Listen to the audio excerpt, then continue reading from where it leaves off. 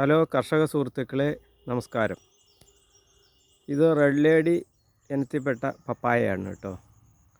ഇത് കുഴിച്ച് വെച്ചിട്ട് 3-4 മാസത്തോളം ആയിട്ടുണ്ടാവും.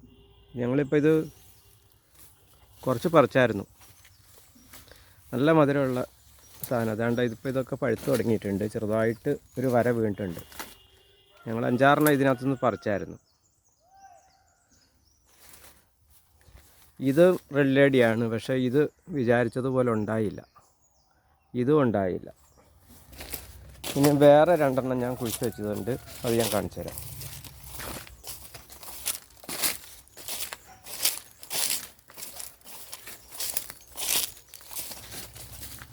ഇതും റെഡ് ലേഡി ഇനത്തിൽപ്പെട്ടതാണ്.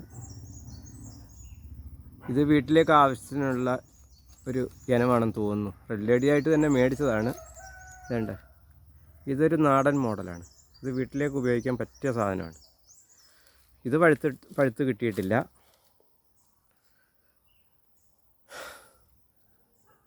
ഓക്കെ.